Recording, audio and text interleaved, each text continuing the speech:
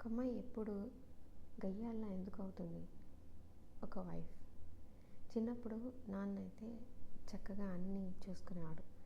బయటికి వెళ్ళాలంటే ఎవరినైనా తోడు తీసుకెళ్ళు, ఇదిగో ఇది కావాలంటే నేను కొనుక్కొస్తాను, నువ్వేం వెళ్ళక్కర్లేదు. చాలా చిన్న పిల్లలాగా చూసుకునేవాడు 20 ఏళ్ళు వచ్చినా కూడా. ఇక్కడ పెళ్ళయి రాగానే 20 ఏళ్ళకే 60 ఏళ్ళలాగా బిహేవ్ చేయాలి. కనిపించడానికి 60 ఏళ్ళు వచ్చినా 20 ఏళ్ళలా కనిపించాలి. కానీ రెస్పాన్సిబిలిటీస్ 20 ఏళ్ళకే 60 ఏళ్ళలాగా రెస్పాన్సిబిలిటీస్ ఉంటాయి. పెళ్ళి అంటే అంతే.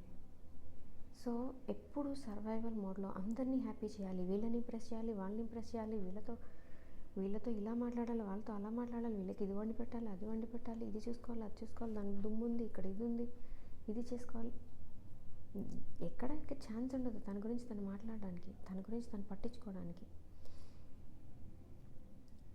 దానిపైన ఇప్పుడు జాబ్స్, మళ్ళీ జాబ్కి వెళ్ళొచ్చి మళ్ళీ ఇవన్నీ చూసుకోవాలి అంటే ఇంకా సున్నితంగా సుకుమార్లాగా రాజకుమార్లాగా అమాయకంగా ఎలా ఉంటారు?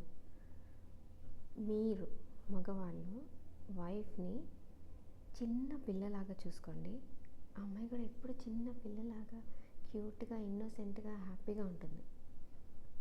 మొత్తం బాధ్యతలన్నీ ఆ అమ్మాయి మీద నెత్తిన మీద పడేసి ఆ అమ్మాయి చాలా మంచిగా ఉండాలి, అంతకుముందు పెళ్ళికి ముందు ఎంత బాగుండేదో, ఇప్పుడు చూడు ఎలా అయిపోయిందో, గయ్యాళ్ళ అయిపోయింది, పెద్ద గయ్యాళి.